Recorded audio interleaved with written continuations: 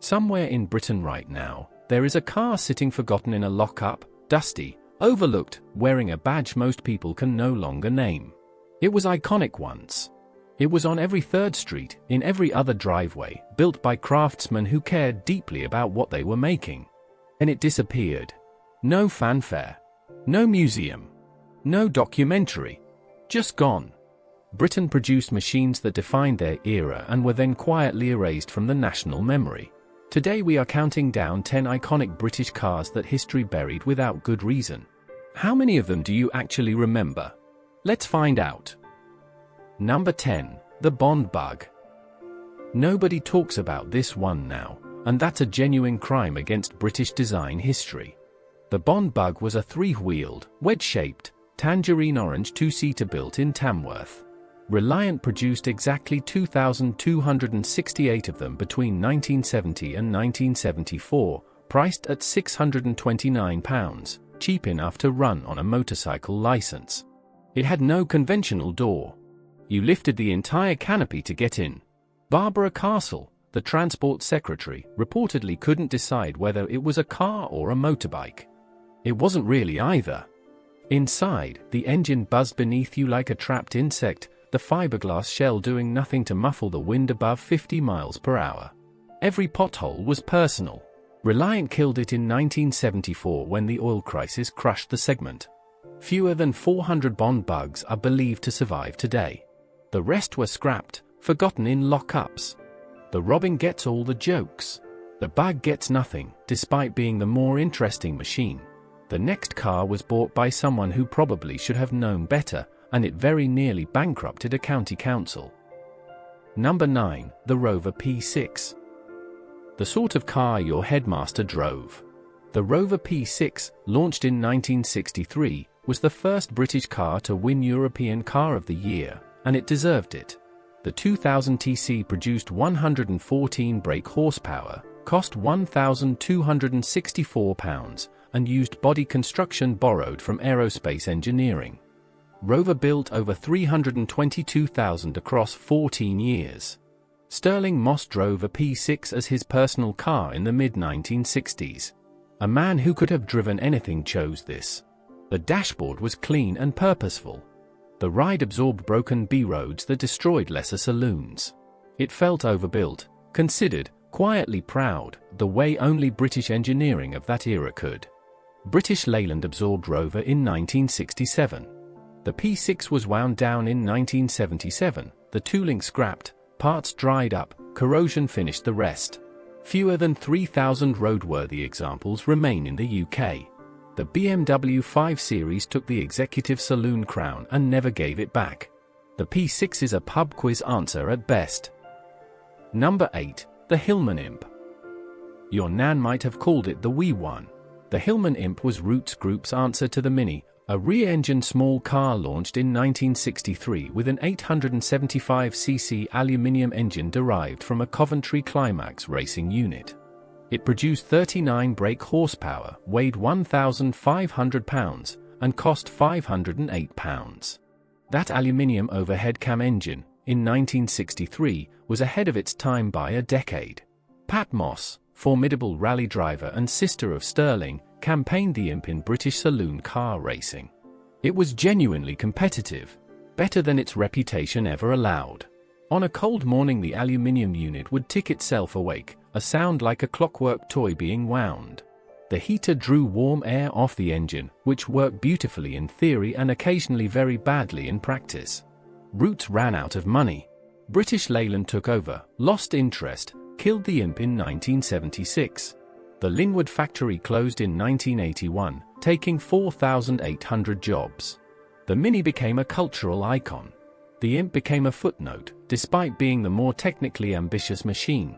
The next car in the list is about what happens when brilliant engineers are given no money at all. Number 7. The Leyland 76. The bloke next door had one and was genuinely baffled when nobody else remembered it. The Leyland 76 was built in Australia but designed in Britain. A large family saloon launched in 1973 as British Leyland's crack at the Australian market. It was the first car in the world with a boot large enough to fit a 44-gallon drum. The 4.4-litre V8 produced 202 brake horsepower. It won the 1973 Wheels Car of the Year. Exactly 18,007 were built. Gough Whitlam, then Australian Prime Minister, was photographed at the launch, a symbol of local manufacturing and British ambition in one press photo. Then British Leyland imploded. The V8 burbled with a low confidence the rest of British Leyland's output rarely matched. Wide, airy cabin. The sort of interior that suggested a future that never quite arrived. Industrial action crippled parts supply. The Australian subsidiary collapsed in 1974, just 18 months after launch. Fewer than 2,076 survived globally. The Holden Kingswood got the sales and the nostalgia. The 76 caused a minor political crisis in Canberra and quietly ceased to exist. Number 6. The Sunbeam Lotus. The sort of car your uncle would point at across a car park, say that's a proper one, and never elaborate. The Sunbeam Lotus was a homologation special built by Chrysler UK and Lotus in 1979. Just 2,306 were made, the WRC minimum.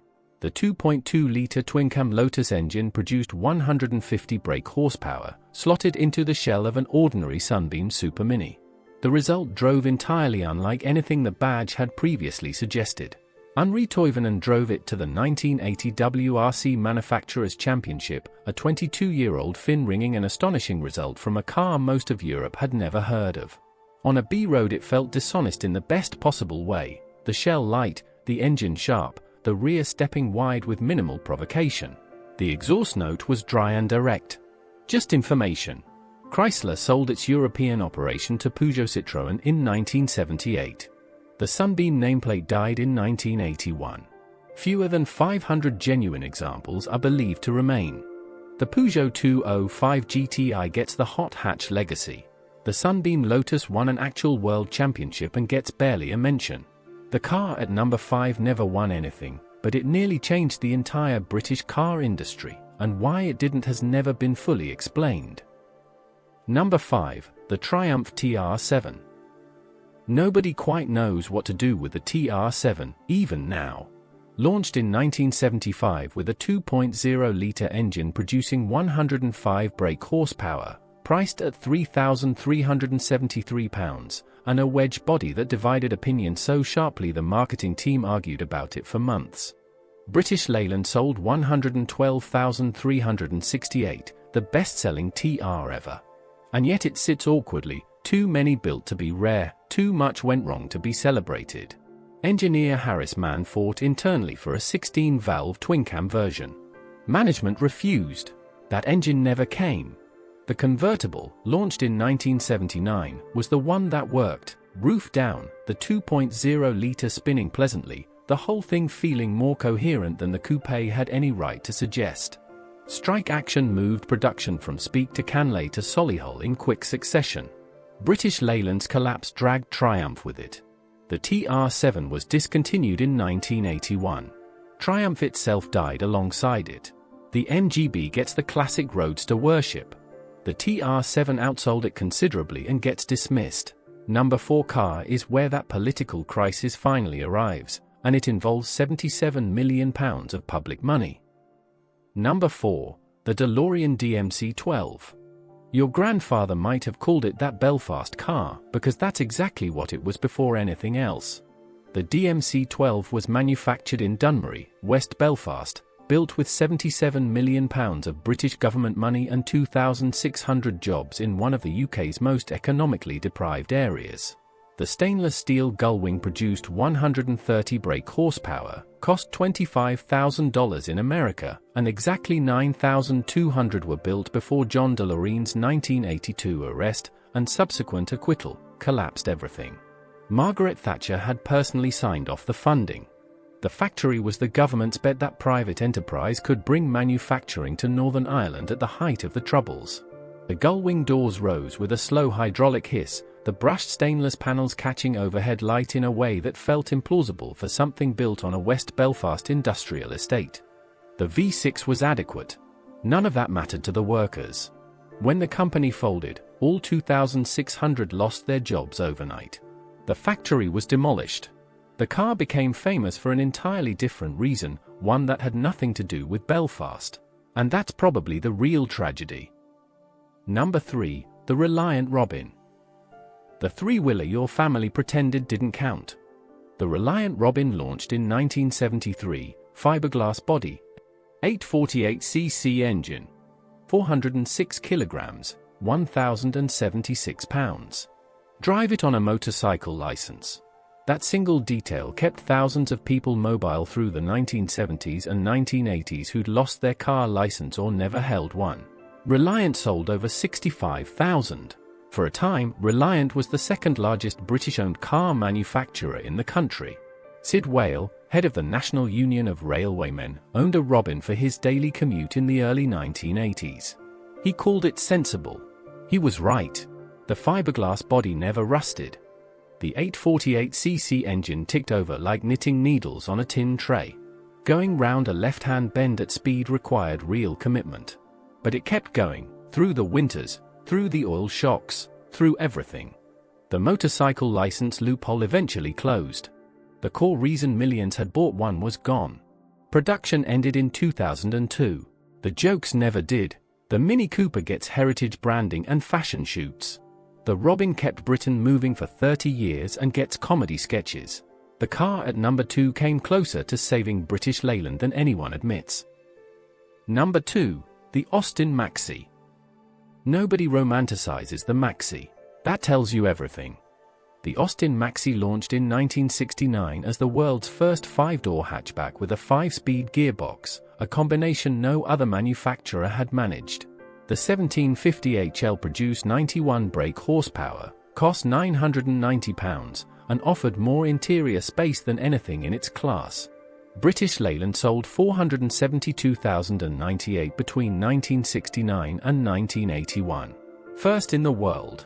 5-door hatch. 5-speed gearbox. 1969, Alec Isagonis, the man who designed the Mini, was deeply involved. The launch, widely regarded as one of the worst in British automotive history, was entirely a management failure, not an engineering one. The seats folded flat into a sleeping platform. The E-Series engine was smooth. The 5-speed gearbox moved with a precision that rewarded a careful hand. On a long motorway run it was relaxed, unfussy, deeply practical. Chronic industrial unrest through the 1970s meant quality control collapsed and the reputation never recovered. Discontinued in 1981 without ceremony. The Volkswagen Golf gets credit for defining the modern hatchback. The Maxi did it first. By 10 years. And almost nobody knows. Number 1 now. A car so good that the company making it didn't survive the effort. Number 1, the Rover SD1. Pull up a photograph. Look at it. The Rover SD1, launched in 1976 and designed by David Bake, wore a body so cleanly resolved it drew direct comparisons to the Ferrari Daytona, not as flattery, but as accurate description. The 3500 V8 produced 155 brake horsepower from an aluminium BIC-derived engine, cost £5,250, and won European Car of the Year in the same year it launched. Rover built 113,069 over 11 years. It policed half the UK motorway network. It was supposed to prove British Leyland could still compete at the top. Andy Rouse drove an SD1 to back-to-back British Touring Car Championship titles in 1983 and 1984. The last time a British-made car dominated that championship in that era. At motorway pace the 3.5 V8 moved with a relaxed, effortless authority. Leather interior warm, dashboard wide and low.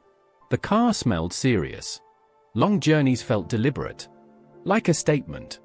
Build quality problems, caused by British Leyland's industrial unrest through the late 1970s, destroyed the SD1's export reputation almost immediately. Customer satisfaction data from 1978 reads as a list of failures. Discontinued in 1987. Any realistic prospect of Rover competing at that level went with it. The BMW 5 Series arrived, was reliable, and took everything. The SD1 should have been Britain's answer to Munich. Instead it became Britain's most poignant automotive might have been. Do you remember seeing one parked on your street? You might not remember the name. But you remember the shape. From three-wheelers on motorcycle licenses to stainless gull wings built with government money in Belfast, Britain built more than the history books admit. These weren't just cars. They were decisions, gambles, and acts of genuine genius made under impossible constraints with never quite enough money. Most of them deserved better endings. If your family owned one of these, or you remember seeing one parked outside as a kid, tell us the story below. Those memories matter more than any museum exhibit. If you want more of Britain's hidden past brought back, you know where to find us. Some things get forgotten for exactly the same reason they deserve to be remembered.